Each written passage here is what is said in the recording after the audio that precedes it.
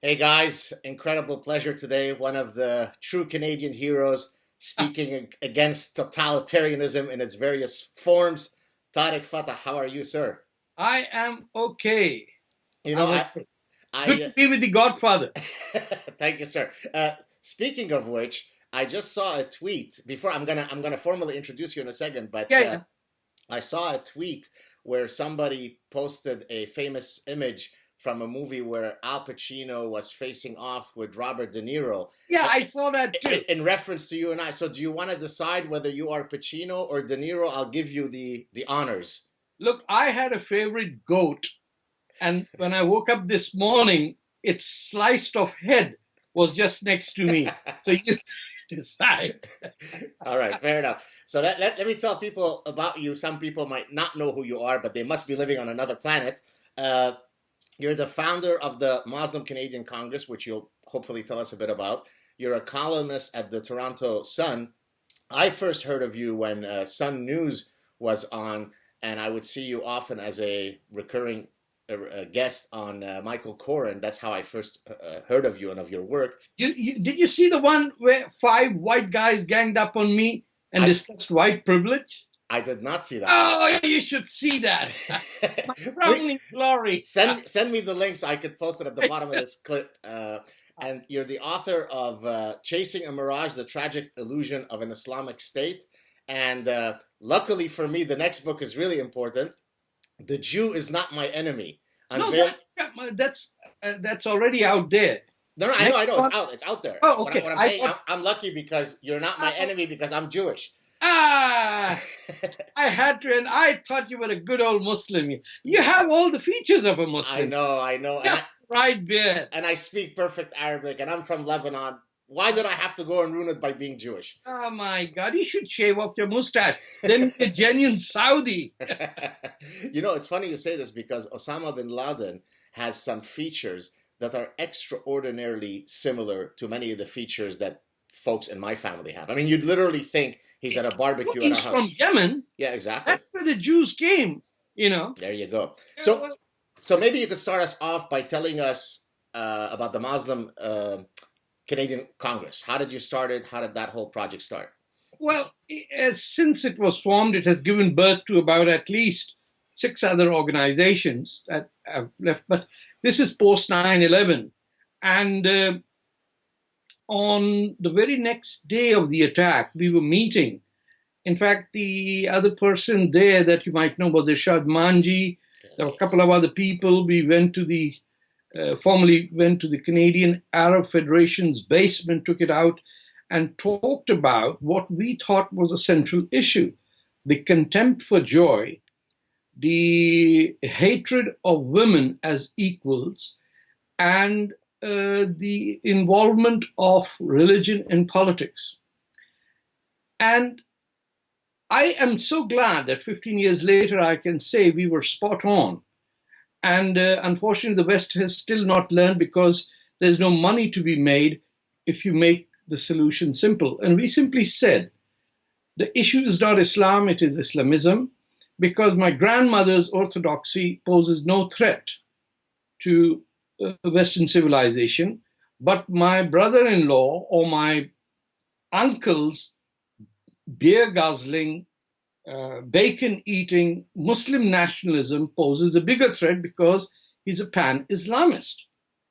People who never go to the mosque, who are atheists, people like Tarek Ali in the UK, are far more valuable to the Islamist cause than some of the clerics that I know who are from Trinidad or the Western world, who are religious but they have no idea about politics. Right. And how so far of all, I mean, it's difficult to come up with an exact number, but of all the Canadian Muslims that you come across, how many of them would be hostile to your narrative versus in support of your narrative, whether publicly or privately? How does that break down? I would say the majority would be hostile. Really? Okay. Because Muslim nationalism is embedded in the South Asian community. You see, the Arab doesn't want to have anything with the Iranian, and the Turk doesn't want to sit on the next table with a Kurd. The Indonesian has absolutely nothing to do with the Somalian. And all of these different Muslim entities are ethnic entities that became Islamic only after 1947 partition of India, where the first Islamic state was born, based on the notion that Muslims were an ummah, and just about anyone, whether it was a Turkish guy running away from conscription or an Indian Nawab from Delhi, they just came to Pakistan, including, Muhammad Asad, the grandson of a Polish rabbi who was paid for by the Saudis. He came, Tariq Ramadan's dad, Said Ramadan, everybody descended on the first Islamic state ever in all of Islamic history. And that is the driving force behind Pan-Islamism. It's Pakistan. It's not the Saudis, otherwise they wouldn't call it Saudi Arabia. They would call it Islamic Arabia. It's not Turkey. You were born in Pakistan, correct? I say I'm an Indian born in Pakistan because Pakistan is no state. It's a state of mind. It dismembered into two in 71. It's going to wither away within the next maybe 5, 10, 50 years. Who knows? But it's an artificial entity created by northern Indian Muslims who thought of themselves as the inheritors of the Mughals and who descended on Pakistan, imposed their language, Urdu, which is spoken by only 6% of the people, but because it is Islamic in nature, therefore nobody can speak against it. Right. And these are the guys, whether it's the London 7/7 bombers, the 9/11 folks, you can trace every terrorist attack anywhere in the world today back to Pakistan. Wow. No Pakistan, no Islamic terrorism. I can guarantee you that. So I'm assuming that in the same manner that Robert Spencer can't go back to, or not go back, but can't go to Britain, can't enter Britain, I'm assuming you're not exactly on their favorite list in Pakistan, correct? Not really. What I'm saying is Robert Spencer doesn't have a solution. He is relishing in pointing out, the Muslims are SOBs, the Muslims are, Muhammad is a pedophile. That gets us nothing. What I'm saying is, without the dismemberment of Pakistan, without Balochistan, which is occupied country by Pakistan army, without Sindh, which is the origin of the word India, Sindh or Hind, which is narratives in Arabic and in Jewish folklore as well. That's the entities we are talking about. That's where the problem is. The problem, as soon as you take that problem and say, this argument makes me hate those damn Muslims even more, you strengthen the other side. Right. The only Muslims, by the way, who can vote and are free live in Israel and India. True. And they have, 13% in India and 20%? 20% in Israel, exactly. They are Muslims serving in the IDF. Now you've got a talk show host now who's been lambasted because she's not really Arab, because her Hebrew is very... So what I'm saying is that the solutions are elsewhere. The depoliticization of the Muslim identity and taking it back to its ethnic roots by talking about the freedom of Western Sahara or, West Papua or Kurdistan or Balochistan, that's the solution. Right. So your message has not been, as you said, well received. I'm talking now in Canada by the Canadian Muslims. Now, let's talk about the hostility that you and anybody else who navigates within this landscape faces among Western white, pseudo-liberals. I call them pseudo-liberals, because they're not true liberals. And I'm thinking, before you answer, because I want to point out this incredible exchange you had with Senator Mitchell when you appeared in 2014. Let me. I want to read verbatim because it is fantastic. So he's sort of in a very smug, pointing his finger at you. Bad Muslim, be quiet. I know a lot of good Muslims. Yes. Your response was absolutely fantastic. I need to read it. Senator, this is you. I resent the fact that you are teaching me my religion. Number one, you will have to live 65 years of my life, 10 years in Saudi Arabia and 30 years in Pakistan and 25 years here to dare to tell me what is Islam. Then moving forward, I did not say that you did not meet Muslims or that Muslims were not fantastic. I am Muslim and I am fantastic. that, I should get copyright for that. That swagger can only be found among the Godfather. Yeah. Beautiful. Well, Beautiful. This guy's looking for ugly people because this bleeding heart, guilt-ridden, white liberal, white empowerment, his inheritance must be more than my entire life's salary. He's sitting there, pompous, fat guy, pointing at me, don't interrupt me when I have not said anything. And then he has the audacity to tell me that I am the Islamophobe, when the fact is that it's him, the racist SOB, who thinks, Muslims have not yet developed into full human beings. Maybe we should feed them proper protein diets. And then they would have the sense to speak in a British accent. And then everything would be so nice and wonderful. Oh, let them wear burqas. Oh, let them wear burqas. Why, oh, why are they without burqas? That's the type of idiots we have. And this is a betrayal of the left across the world. And you know why, God? These idiots don't know how Google makes money. They know nothing about economics. Their forefathers, or the 1950s communists or socialists or the Baath people or the Meretz people or the Peace Now people, or you go back to Golda Meir and all those left-wing, they knew economics. They knew collectivization. They knew what was you compare them to the left in Israel today. I mean, the Israeli left today should wear dunce caps. They only have one agenda, anti-Americanism. And where can they find anti-Americanism? Under the roof of Islamism. Right. There is no other path. Jamie Glazoff, I don't know if you know. Do you know who Jamie Glazoff is? Yes. So he has a book, I think it's called, I hope I don't get the title wrong, United in Hate, where he actually talks exactly about what you're saying, which is how the left and Islamists... I'm from the left, okay? So I'm a Marxist. I understand what it is. I mean, when I read the Communist Manifesto just about a year ago, I was taken aback at how Marx had outlined it clearly, that these idiots will inherit the world and not know a damn thing about what it is. He talked about borderless economies. He talked about the free flow of capital and the lacking of the free flow of labor. That's what's happened. I mean, people saying jobs are lost in America. What they're not talking about is that India and China came out of 5,000 years of poverty. Something has happened. So if you cannot understand capitalism, you can't be a socialist.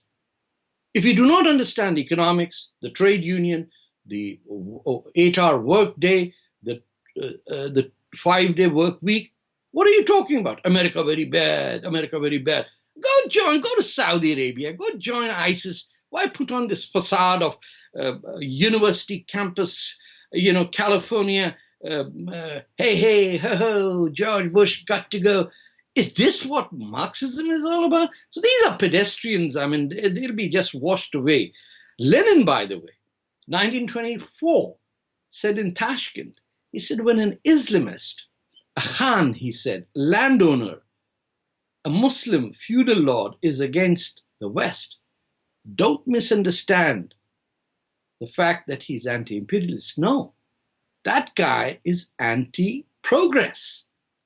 And this is what the left of today in Canada, in the United States, in India as well, by the way, have lost it. So they hang on to the Ayatollahs. They love it when they see a woman in burqa. They just give the walk away from the sidewalk and say, oh, Your Majesty, you look like a queen. We will celebrate you because... Well, it's fetishized, right? There's kind of a fetishism that happens. It's what I call left-wing Orientalism. Right. Let's talk about the granddaddy with the beautiful hair, Mr. Prime Minister himself, Justin Trudeau. I think... wait a minute. I will just do a headstand. It's amazing because I obviously have a lot of friends on Facebook that are academics or sort of part of the intelligentsia. Yeah. And of course, almost without exception, all of them were sort of speaking an extraordinarily sort of simple view of the world. Justin Trudeau was very much like sort of the Obama thing, right? I mean, he's this kind of messiah. No. Obama was prettier. Obama was pretty, but not as nice hair.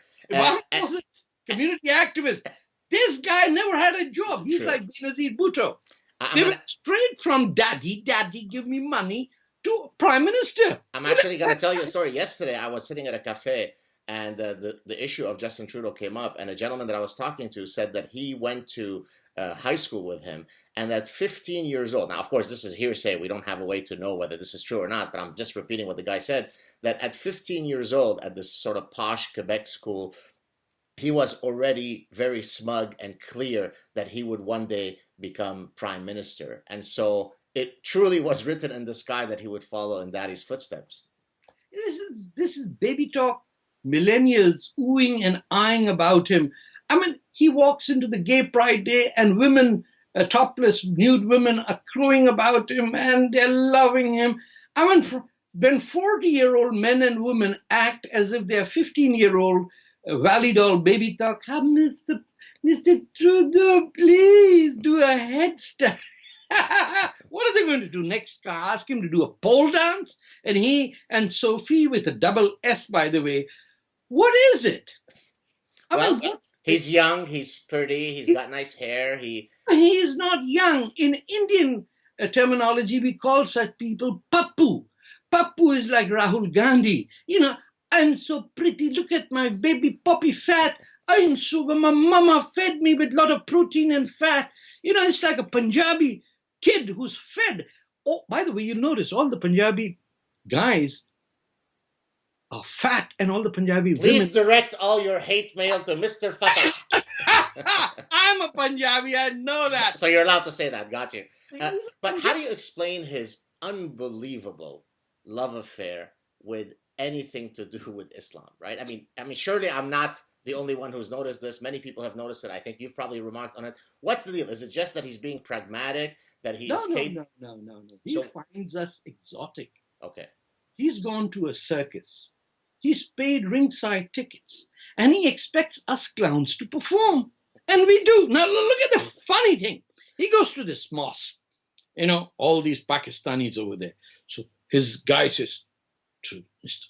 Wear the Pakistani authentic shalwar kameez.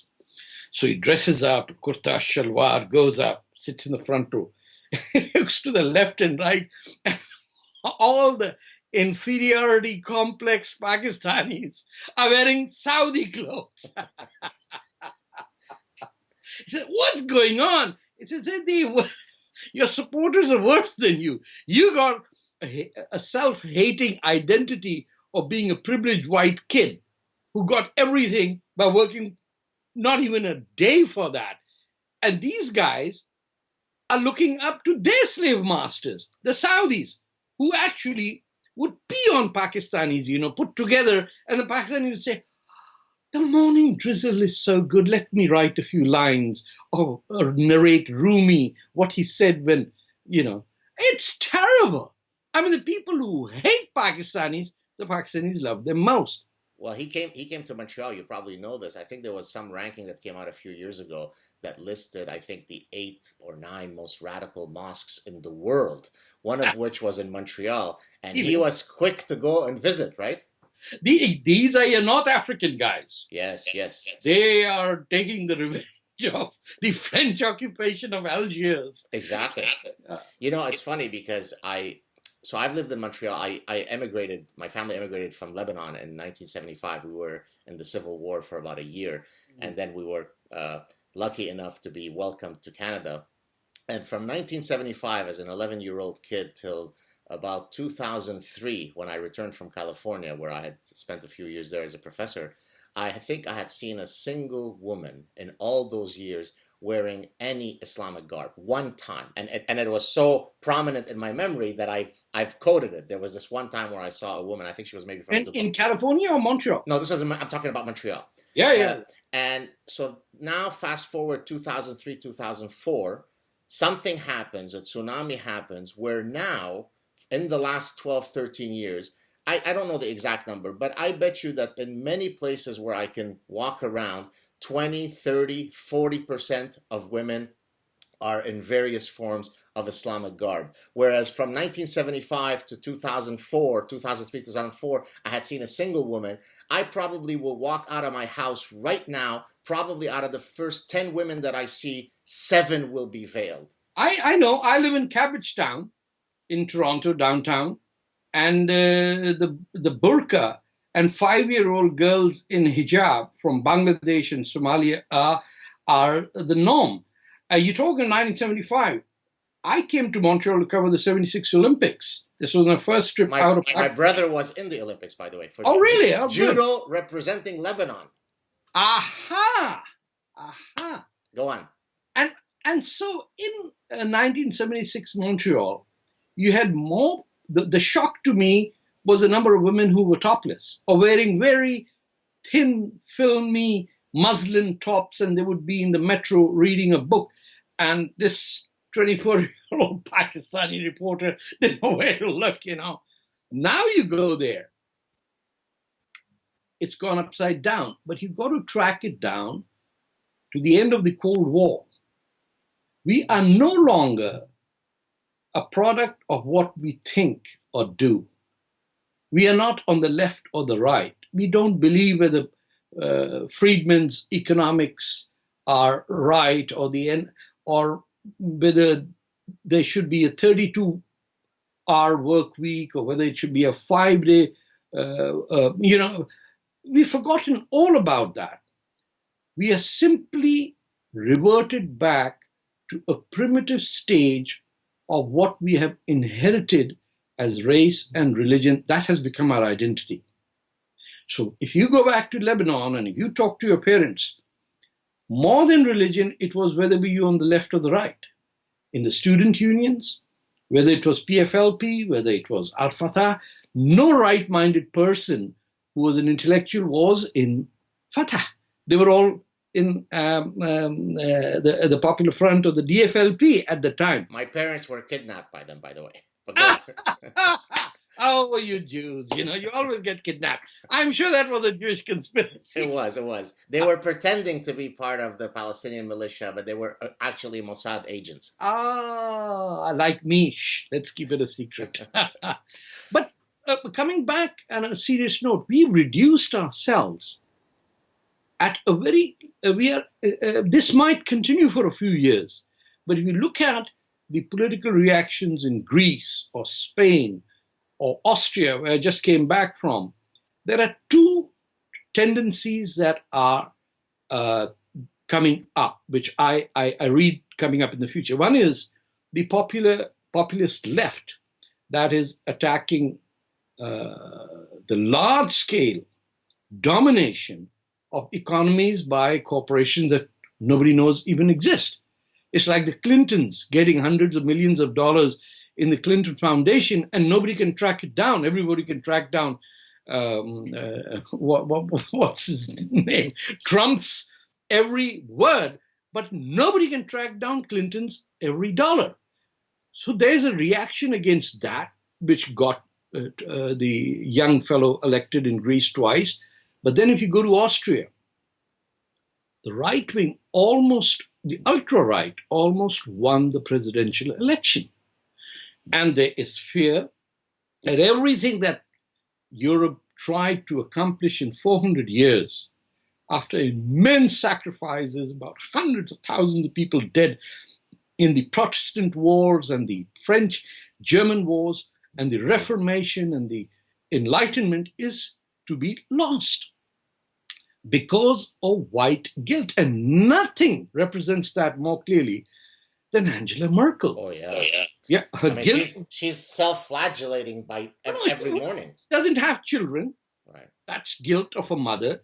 Number two, you remember her episode with that one child who came up to her and said, "Why are you deporting my parents?" I don't think I remember that one, no. That was the turning point. Then she brought disaster onto the Greeks. And if you are a single woman with no child and no parents and no husband, not even a boyfriend, and you grew up in East Germany, what sort of a complex, miserable person you might be. And that's the epitome of how she's destroying Germany simply to assuage her own white guilt. And it's happening right before our eyes. And in any normal circumstances before the Cold War, the left would have stepped in and said a hard-fought victory that we got at civil liberties, as individual freedom, gay rights, trade union rights, we will not allow that to be compromised. You got the Social Democrats acting as her puppy dogs, not knowing what to do because, what do we do, comrade? Oh, America bad, Muslim good. That's what it has. And if you go to the Arab world, the left over there is fed up with the appeasement of the Islamic right. Yeah, I mean, listen, I live in the world of academia where this type of thinking is sort of the default position, right? And Why? I'll give you a suggestion. Why don't you wear a burqa one day and kick them in their nuts? They won't know how to hit back at you because they would say, oh, what a pleasure. What a pleasure. Well, I don't have a burqa, but the fact that I come from Lebanon, the fact that I'm overweight, as I often joke, I do score very highly on the oppression Olympic Games. And so that's why I'm somewhat untouchable. No, you try a burqa. I wore it one day. Did you? And stood downtown and said, my name is, well, one of the women who's a big anti-Israel Jewish feminist in Toronto, and I just had a name. I said, I'm protesting against it. And people would say, we were 4 of us. What are they going to do? What is the left going to do? Right. We are the Joan of Arc. They worship us. And we kick their butt. They still come back. Well, I don't know if you know this feminist discourse, and I actually wrote an article about this, that if for many feminists, wearing a sexy bikini is the definition of patriarchal oppression, yes. Whereas the niqab and the burqa is the liberation. And the argument is, because many people would say, come on, that can't be right. And the argument, as you probably know, is that it averts the male gaze, because the male gaze is predatory. The male gaze is a form of visual rape. And therefore, by covering the woman because she is a precious diamond, that is liberating. Candy is what it's candy, exactly. Candy. The flies are being averted. Exactly right. It's shocking. So, I mean, when you have Western feminists who supposedly their raison d'etre is to defend women, if they've lost the plot this badly, then they're rich. Right. Professor, they are very rich. They've accomplished. I remember my childhood communist friends who once they got their inheritance, they would abandon the thought. They said, oh, I've got socialism in my home. You guys keep fighting, you know. Right. So this is the betrayal of the intellectual class, the academia. Now the left doesn't come from the trade union movement. It comes from the academia. There's a class problem in it.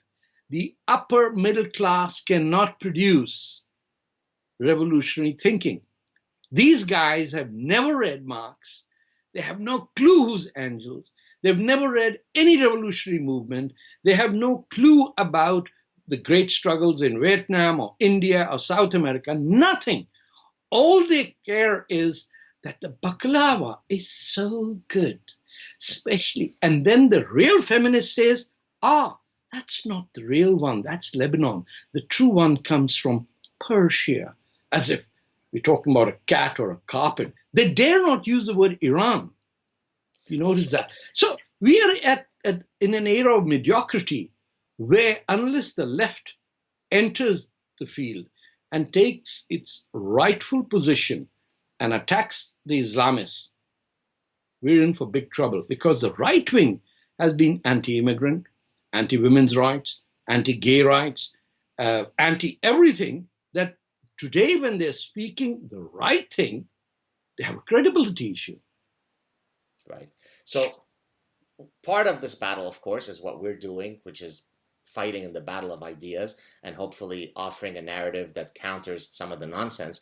But in a very sort of pragmatic, trenches sense, demography is a serious problem. So, for example, the open door policy, the open door immigration policy, is something that the West is slowly waking up to. Now, let's bring it to the Canadian context.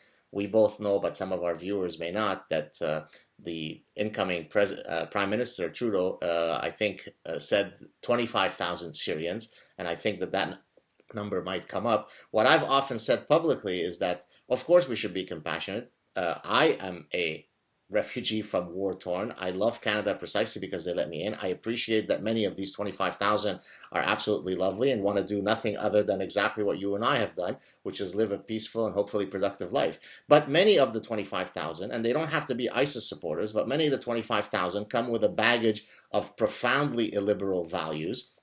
And its bottom line is a demographic warfare, right? If these guys have much higher rates of, fertility, it's only a matter of time. It's not that. Go ahead. They stopped all the victims of ISIS from coming here. Meaning the Christians and the Yazidis, even the Muslims. Right. You don't have a single Kurd coming in here. All the big fat boys, the pappus that I talked about, are here. Not one of them had the guts to go and join the Kurdish women fighting. Not a single Western feminist said, I will go and join my Muslim sisters.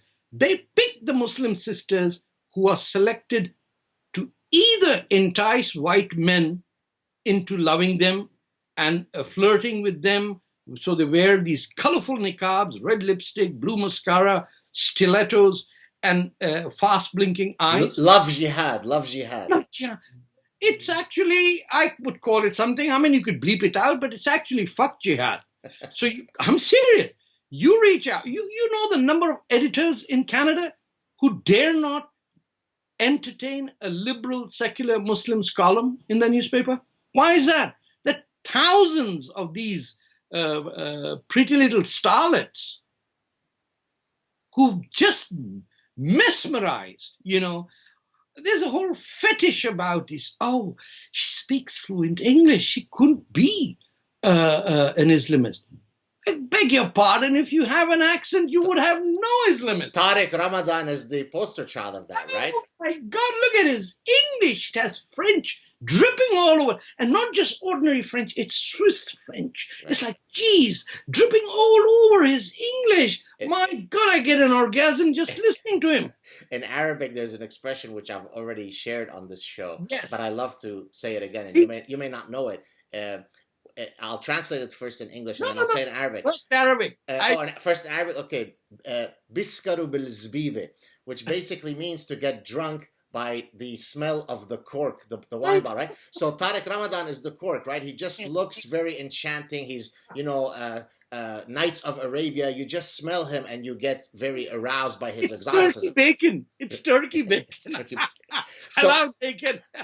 So going back to the immigration, do you get the sense that our politicians at some point might wake up to the fact that you don't have to be racist and still be worried about bringing in hordes of people that have illiberal values? No, they've privatized immigration. You have to understand that. For all these right-wing friends of mine who say that Reagan is the hero, these are the guys who've destroyed the ability of the state to intervene. All immigration today is done by consultants who make a lot of money on everyone. Every person coming in is enriching a consultant somewhere who's filling in these forms. Consultant means what? Like a immigration lawyer? I am a bad lawyer, therefore I will do immigration work. Okay. Every lousy lawyer is an immigration lawyer. Why? Because you never go to court, say, I beg your pardon, if the glove fits or some nonsense. No, he just had to fill in forms and he gets about $2,000-3,000. I'll tell you, when I came here in 1987, the going rate was $5,000 to $6,000. If you wanted this useless lawyer to do something for you. That's the industry that came up when the state ended welcome centers, if you remember. When you and your family came, there were no private people. The government used to take refugees who came from Uganda, who came from Lebanon, and would settle them in towns, some, of the size of 50 to 60,000 people, so there was easy to. Now it's a privatized industry. Now there's corruption in your consulates because staffing is not done from Canada. Local hires are kept there. You do know that. Because if I'm going to send people from here and pay them $100,000, I could find 10 people over there for the same price. Our consulates in Pakistan are infiltrated. All immigration done is through a private company. All papers today are delivered by a private company that comes to your door, picks it up. There's not a single Canadian in that private company. So, but notwithstanding the dynamics that you're mentioning, surely across the different Canadian parties, the openness to this type of immigration policy varies, right? So we could say that the Liberals, all other things equal, are certainly greater facilitators of whatever dynamics you might be I describing. think all three are, because all these parties are now infiltrated by Islamists. Right. You think the Conservatives were not doing this? They were in bed with the most orthodox anti-women Muslim branch of the community, the Ahmadiyas. Right. Do you think the Ismailis are very progressive? They're westernized. But you can't even name your child unless the big boss up there says, that's okay. You go to anyone's work, they have a picture of the Grand Imam, even in the private or the public sector. We've been fooled by the Islamists of various natures in all three parties. The NDP ended up with a vice president who had fought on the side of Hezbollah. He had bullet wounds to prove that. Nobody knew. The fellow got free education in Sorbonne. I mean, the system is set up that the more ugly you are, the more vicious you are, the more Islamic you look, the more enchanted the white person, whether he's conservative or liberal. We have a universal problem. Trudeau represents the worst end of it, the Liberal Party. The NDP and the Conservatives are equally involved in it. You think George Bush was not the guy who said Islam is a religion of peace? The day after 9/11, right? Who told him that? Speechwriters. There are 400 Pakistanis who work on the Congress as staffers. As a comparison, let's take Indians. They don't give a damn. They don't even know what is July 4th. They are interested in being CEOs. And my daughter said, and female Indians want to be wives of CEOs. They are not involved in politics at all. So let me stop you there. So clearly there are a lot of politicians that, as you said, have been coaxed in one form or another. Let's try to sort of drill down. Is it that they're genuinely ignorant? They're just buffoons who are not seeing the realities before their eyes? Is it that they are complicitous? Is it that, what is the mechanism that allows you and I to see some of the dangers that are unfolding before our eyes? Whereas clearly all these, I mean, it can't be that all these politicians are just idiots, right? So what can explain this? I think one of my recent guests called it willful blindness. What could explain this? Let me give you two examples from the Conservatives.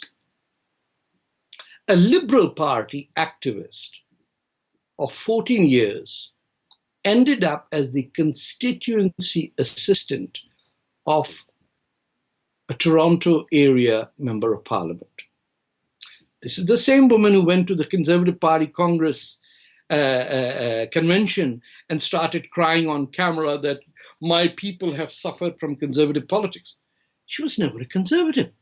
But politicians in the 60s and 70s always wanted to have a black man to show diversity, that I am open. Now, every MP is hunting for a woman in hijab to show I'm not really a racist.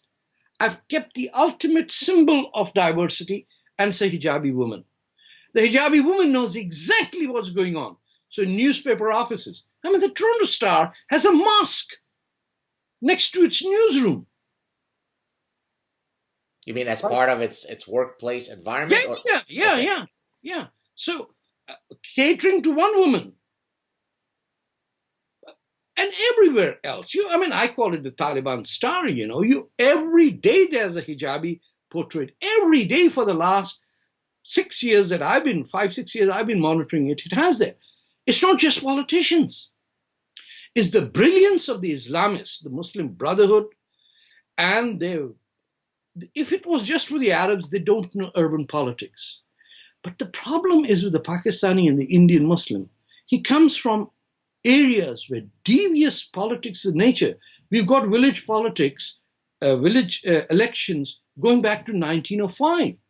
Political parties going back there. We've had military dictatorships, but the guy who was born in that climate with the Pan-Islamist idea comes with the idea of hating the West and how to damage it without ever showing it. Well, And yeah, sorry, let me just interject. I think several people have said this, but I maybe the Libyan former dictator is the one that comes to mind. He said that we're going to conquer the West. I think it was him, or in three ways: through hijra, right, through yes, immigration, yeah. through demography, right, through the womb After having more children. through the womb of our women, and by using your miserable system and freedoms against you, right? I mean, they advertise this. Absolutely. And yet, how come we can't take their words seriously?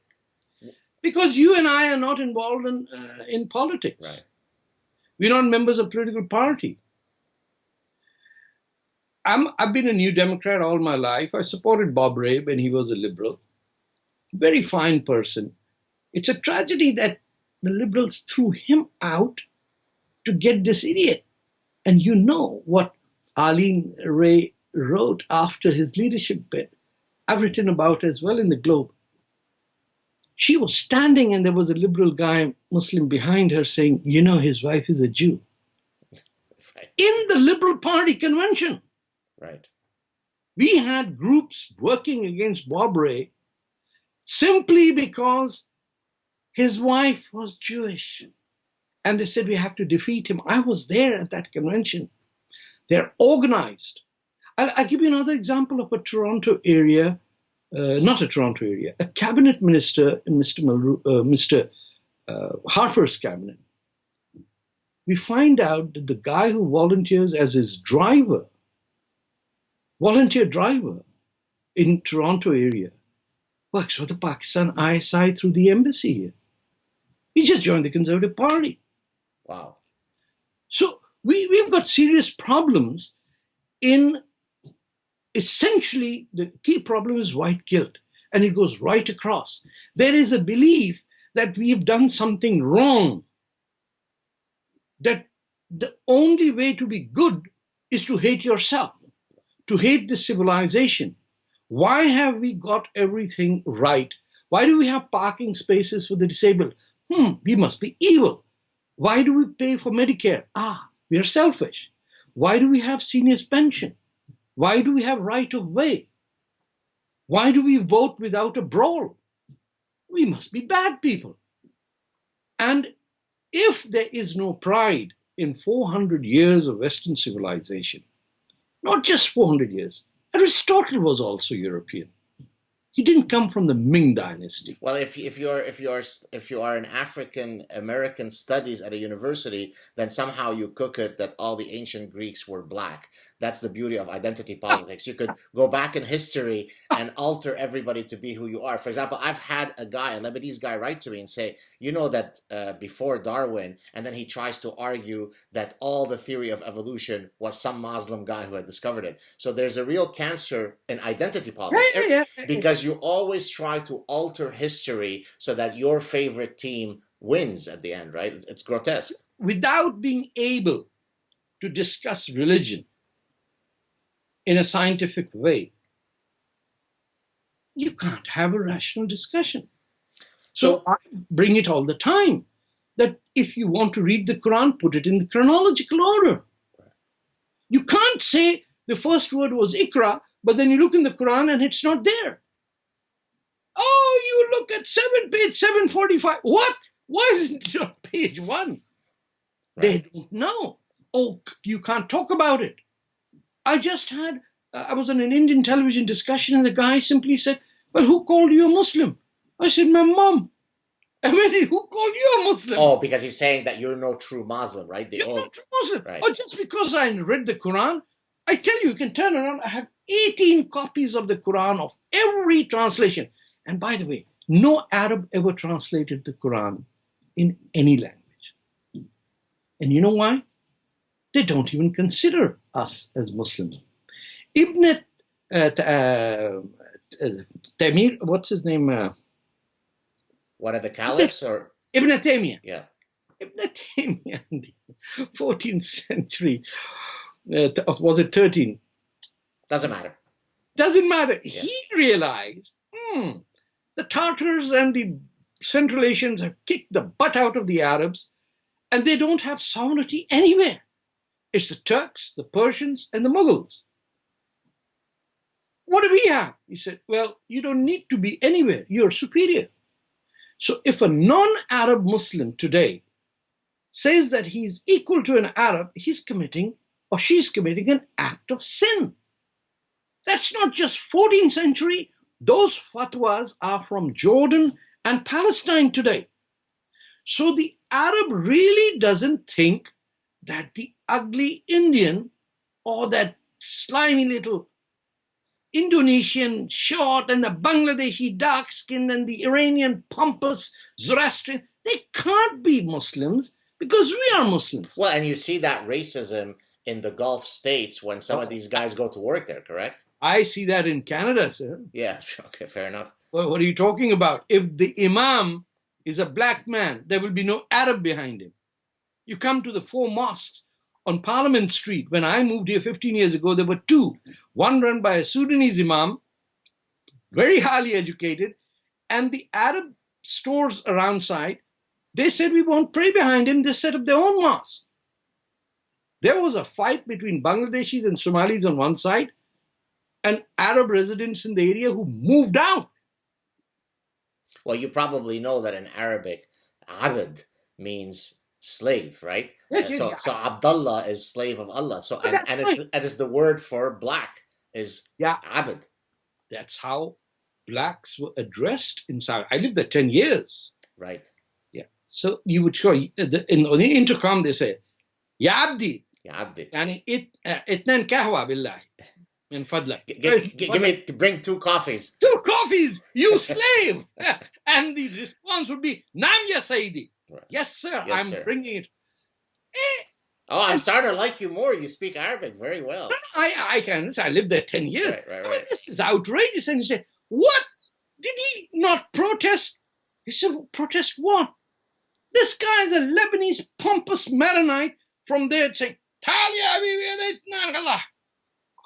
and the Sudanese would come, and make out the table, give 2 cups of, in every office in the Middle East, there are people who serve you coffee. Right, yes. Well, and it's always black. Right. I remember when I was living in Lebanon, there were these black gentlemen from Africa. I can't remember from which country, maybe Sudan. They were the guys who would sell you in this little paper thing, fisto, like nuts. Yes. Right? And the long thing that was sort of roasted nuts. Like cone, ice cream cone type. And they would be treated with such derision. And even as a young child, it used to shock me how they were sort of treated as though they were these sort of subhuman slaves. So the idea that the West is sold that, under Islamic rule, everybody holds hands and sings Imagine. Oh, my God. It's the last Lebanese war, Lebanese-Israel war, the Lebanese fled, the Canadians. Do you know who they left behind to have property rights? The Bangladeshi and Sri Lankan maids, locked from the outside with 1 month's supplies. 200 Sri Lankan maids committed suicide jumping from the balconies. Some didn't die, they attempted. Some had broken bones. To draw fire, they would bring the Sri Lankan maid to the balcony. It is perfectly okay. Mona Al-Tahawi wrote about her encounter in a train in Egypt, where Egyptian women were pulling the cheek of a black Nubian girl and saying, hey, does the color come off or not? And Mona Al-Tahawi protested about it. Mona, the redhead. Yeah. She's amazing in many ways. That's a different subject.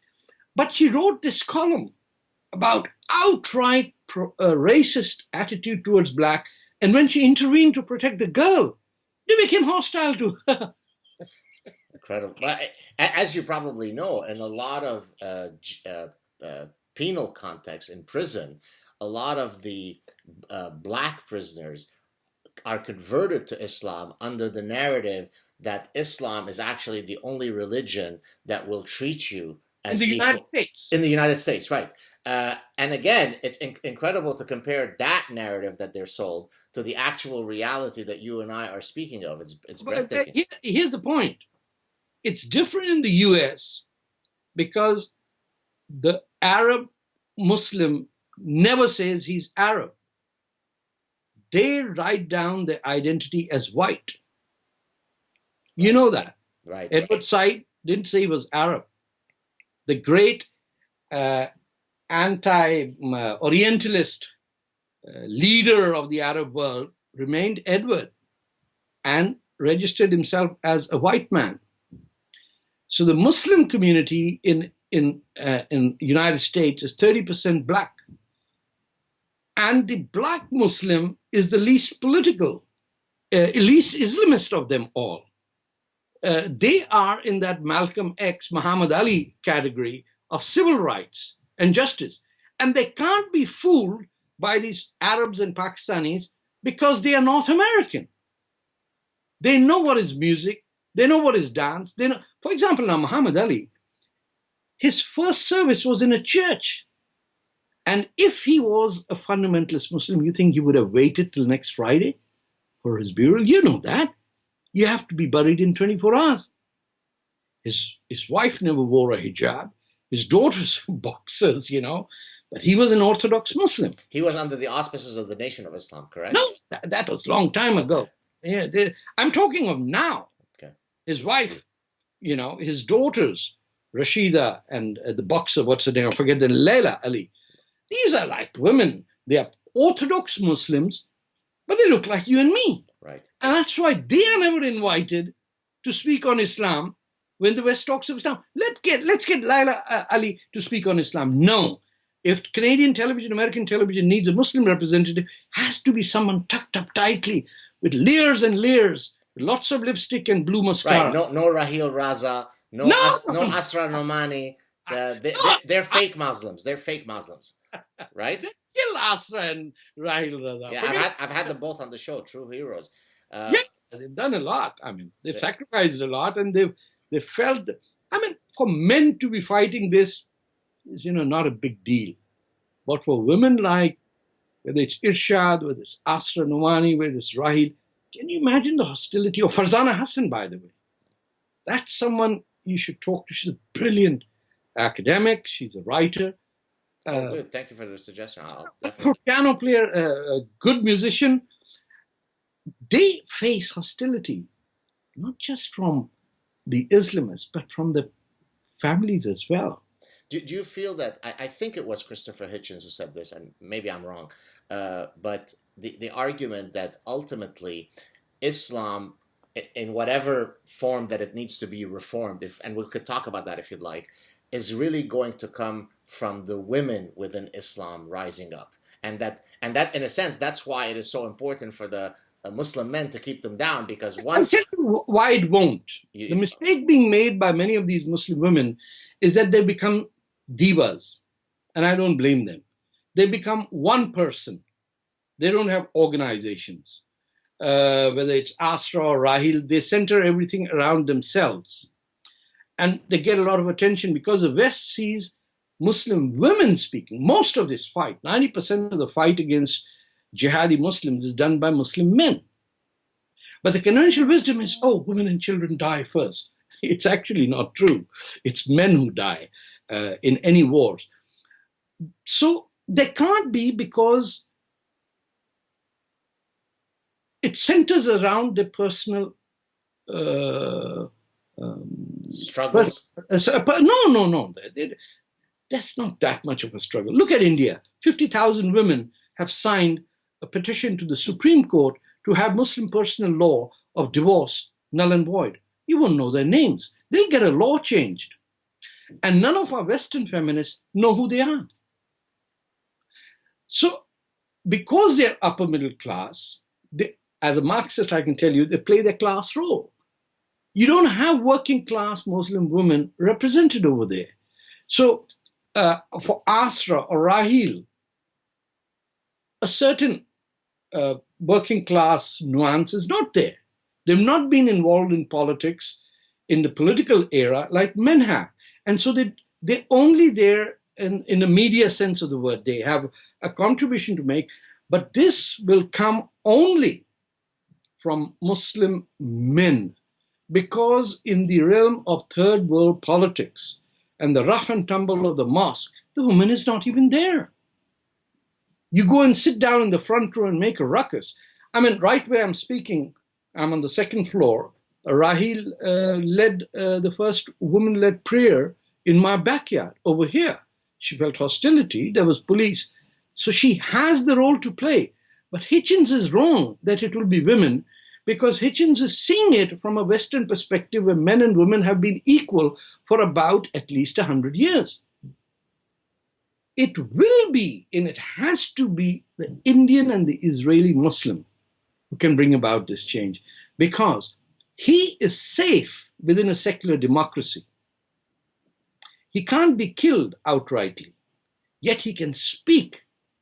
He doesn't have to cow in and sell himself and say, oh, I'm with Netanyahu all the way. No, he can still be what he is. Listen, there are Arabs in the Knesset that speak about the dismantling of Israel as a Jewish state, and they're allowed to speak, right? Yeah, but they look like court jesters. I mean, people laugh at them because they just go yapping along since 1947-8. They have said nothing except this.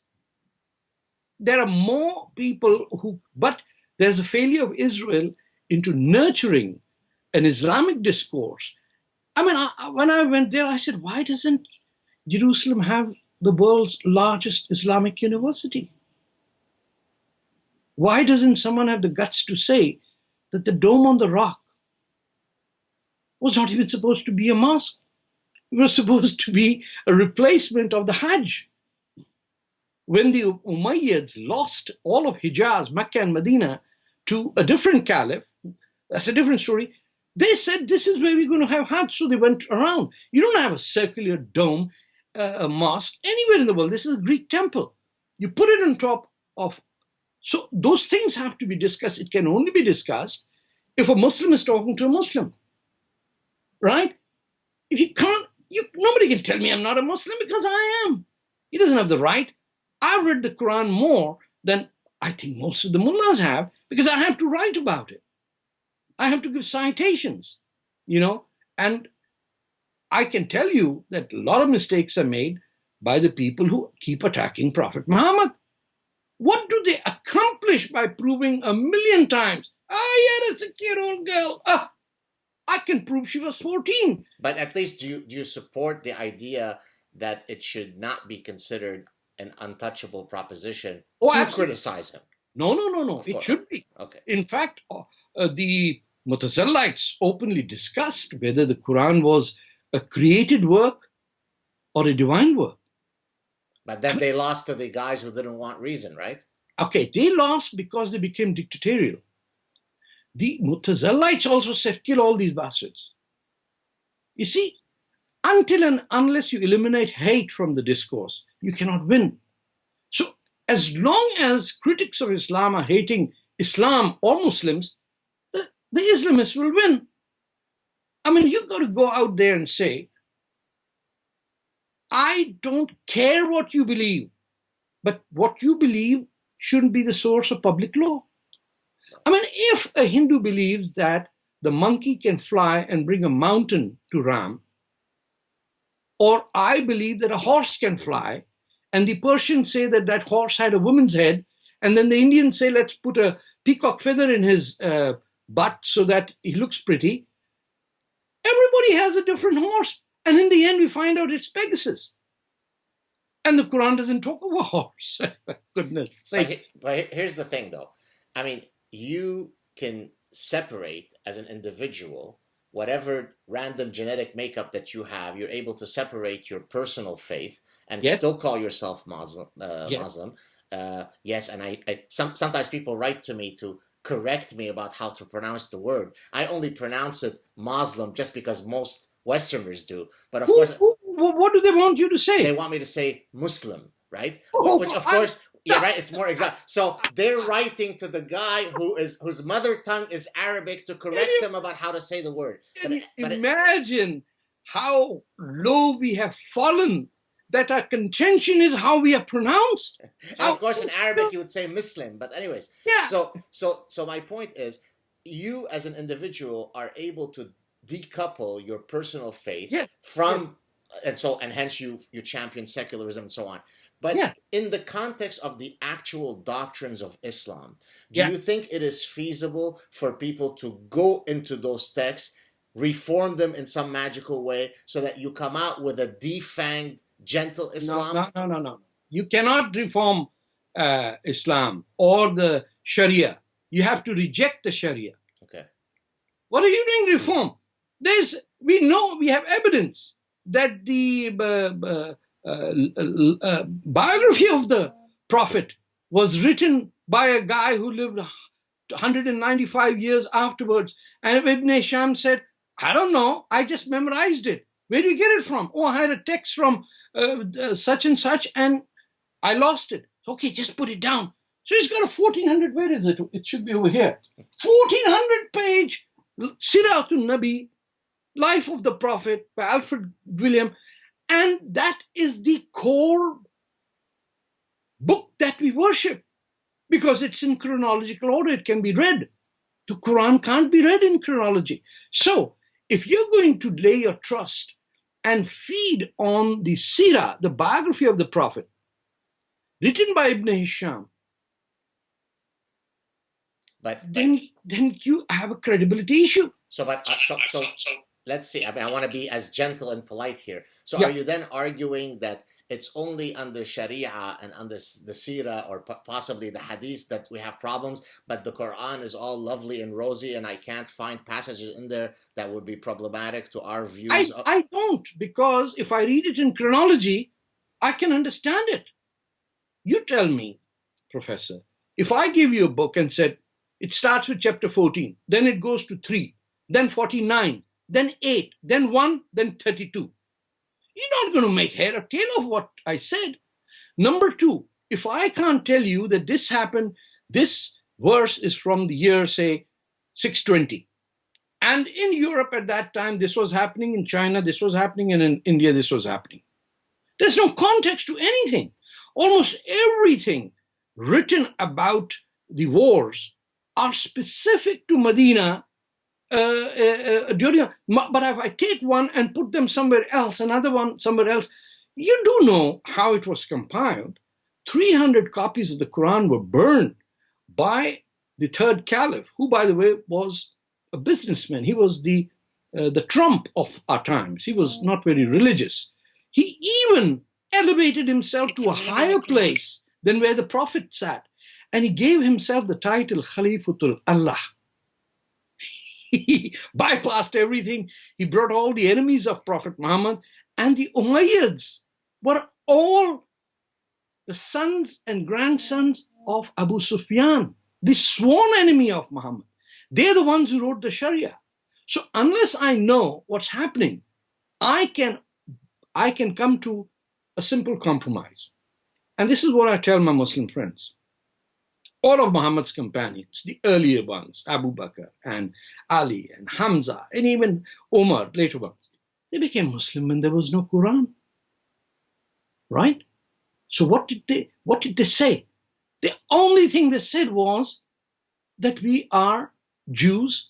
We're taking Judaism, Judaistic monotheism, and planting it on Arab pagan culture. There was nothing else. There was no Hajj. There was no Salah. There was no Ramzan. There was nothing there. And they were Muslims. It took 23 years for the Quran to finish. And then too, it was not in a book. And then too, 90% of the Arabs were illiterate. More than that. And in 100 years of its expansion, do you think there was a printing press that was pumping out Qurans? So what you're basically saying is that one can practice their Islamic faith void of all the nastiness. Absolutely. But, okay, fair enough. But let's push back a bit. Yeah. You know as well as I do, and I think you even referred to it in your Senate appearance, that you start off with some prayers and that are very problematic from the perspective. No, they're not. They're. Let me repeat the prayer. Right. Every mosque in the world for 1400 years starts, the Friday congregation starts with, what's the term? Not a prayer, but an invocation or something like that, which says, oh God, Ya Allah, give Fatah. Tarek Fatah, no, but victory to Muslims over the Qawm al-Kafirin. That's you. That's right. That's you, okay? I'm the king of the kuffar. You're the king of the kuffar. You're the godfather. Let me put it this way. That prayer is not in the Quran. So then how do we practically... Here's what we do. Okay, so that's what I want. I want to get to the actual practical. Easy, sir. You say that prayer, you're not a charitable institution anymore. We'll take your charitable status away. Because you're spreading incitement to violence. Not just that, we're spreading hate. I don't have to have I charge them with manslaughter when they've committed murder, so I get a conviction, right? I know on tape recordings at 18 mosques that I visited that this prayer is everywhere. I even recorded and played it at the time of the French, what's that? I'm Charlie. Let me show you my poster. Just a second. Oh, he's gone. He's gone. We've lost Tarek. We've lost Tarek. No, you haven't lost. Oh, all right. I went to the mosque, and this is what I showed over there. I said, okay, I am Charlie Hebdo, and you can kiss my facky ass. This guy goes in there and gives a big lecture. Wallahi, we will kill you. I have it on tape. I'm sitting there. What is he going to say? He's frothing at his mouth, like rabid dogs, his anger. I'm just sitting there smiling at him.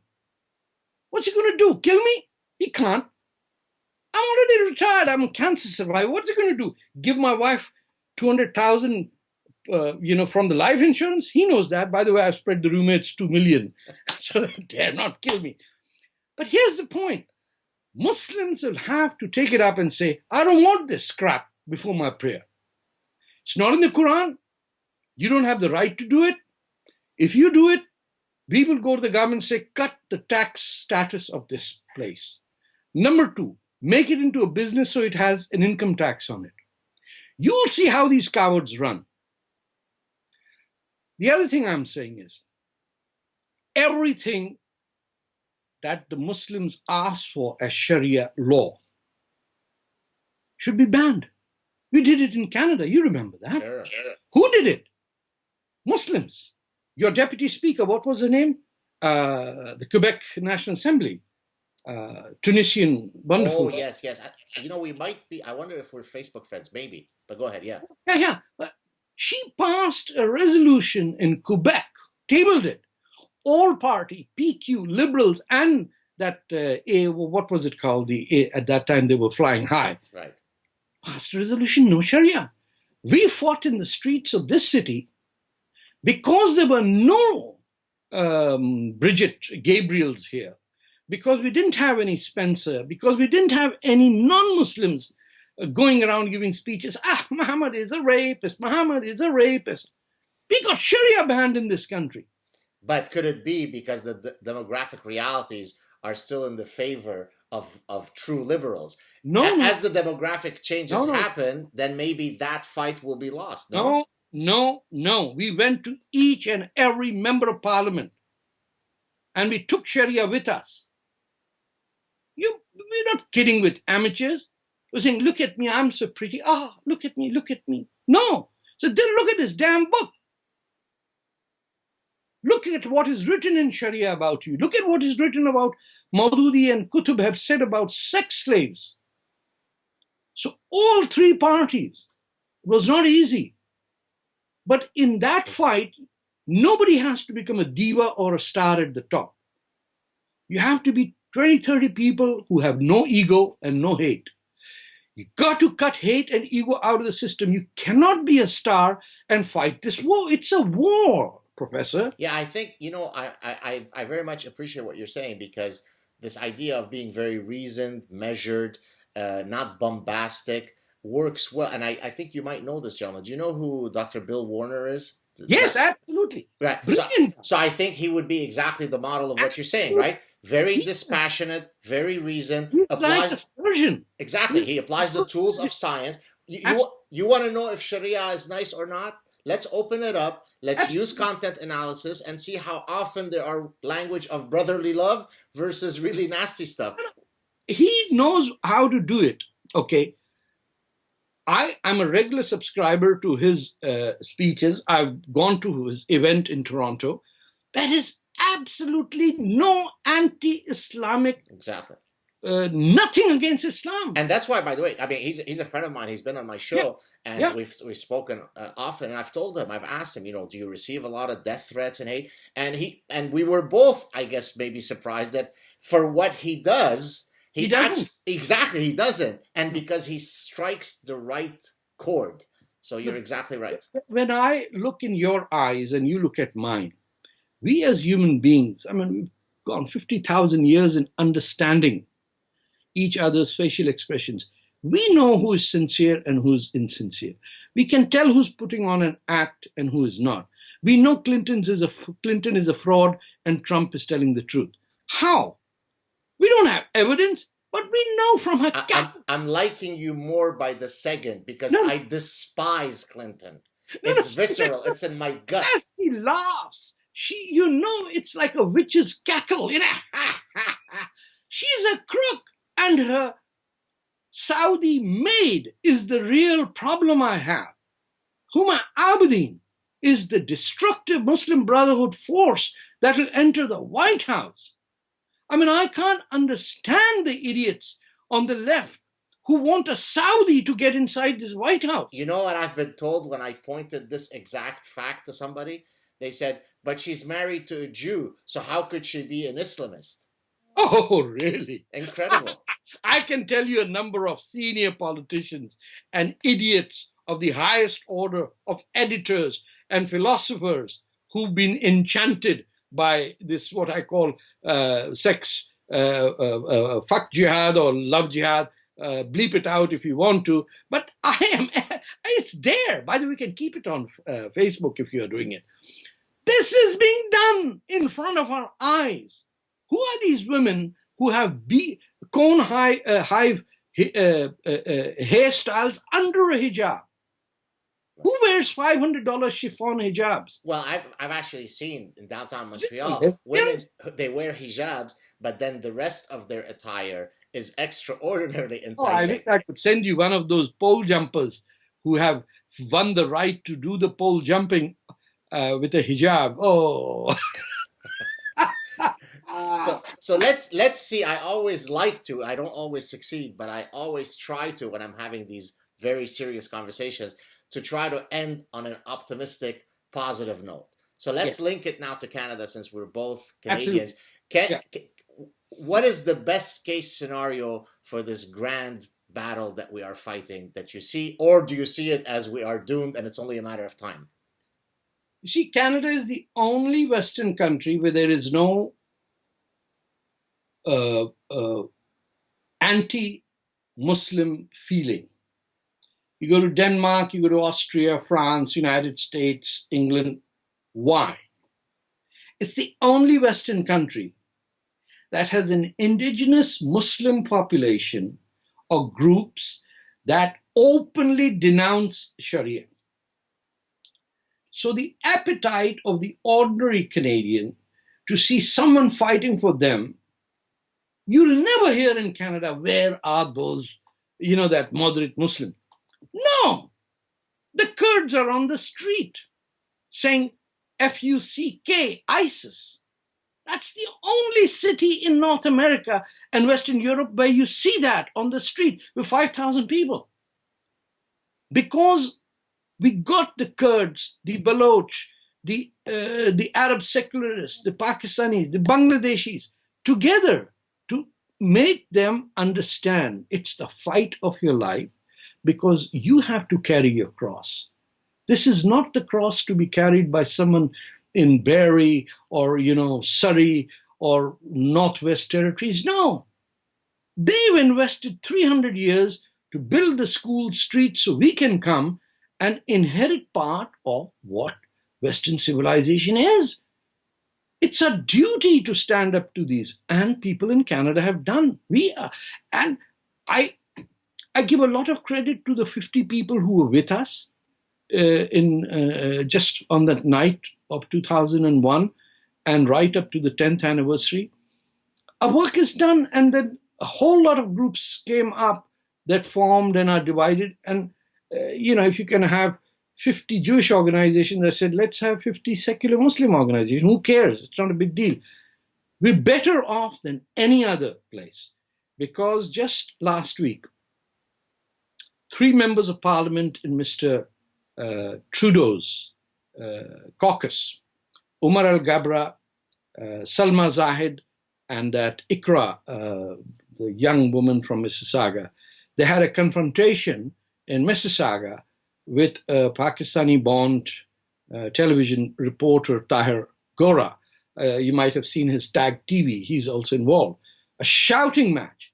So people who were listening knew that a Muslim was confronting a Muslim Islamist. That's significant. You can't see that in the UK. So you think that there is a sort of unique dynamic to Canada that will stop us from going down the path of Europe and so on? Absolutely. Oh, good, good. I need some of that optimism. No, we've laid the foundation. Yeah. If the foundations are secure, you also have to understand most of our religious Christian leadership was left of center. There's Tommy Douglas, even Preston Manning's dad was a social conservative, but they were not the American type. Oh, Lord, help us. Well, we're always more understated in Canada, right? Okay, and that allows for our institutions to be sane. You know, Justin Trudeau will do, how many times will he do a headstand and he's making his wife do yoga? For goodness sake, go live in India for a little while. While you're doing yoga, mosquitoes bite you, you know. Yoga is not some sexy thing with a roll carpet. What do they put? A roll at the back? I see a lot of these women going on bicycles with orange and purple yoga mats. Namaste, namaste. Namaste. Go there, live in the Himalayas, and I'll tell you when you're ready for yoga. Don't give us this nonsense. He'll be thrown out of power. Don't worry about it. Right. And I think Rona Ambrose should stay. Okay. And a wonderful woman is running for the leadership of the NDP, Sherry Dinova. And if you run within that political circle, make sure that they appoint me to an ambassadorship in Turks and Caicos, please. Why? Why not Lebanon? By the time I wouldn't last 5 minutes in Lebanon. By the time it would be Mount Lebanon. Oh, well, Lebanon was not supposed to be a country. You know, Jordan was a river. Lebanon was a mountain. You made countries out of that. But anyway, it was wonderful talking to you. Yeah, you too. I just want to know if there is anything that is not yet public that you'd like to promote or push that people would be excited about. Is there anything that you'd like to say before we close off? I'm coming up with my 3rd book, which is The Hindu is Not My Enemy, which stresses to the Indian Muslim, which is the biggest Muslim group in the world. But because we are exotic and fire-breathing dragons and all that, people end at Iran. That book is coming out, hopefully, if not the end of the year, tomorrow, next early 2017. And I'm heading to India to join a television serial in which all these issues will be discussed with a bit of humor, and where I'll play the role of the uncle who gives... The wise uncle. The wise uncle. Real pleasure. Stay on the line. Guys, check out Tarek Fatah's writing. Unbelievable hero. I'm proud to call him a fellow Canadian. Thank you, Tarek. Stay on the line. Yeah, bye-bye. Thank you, sir.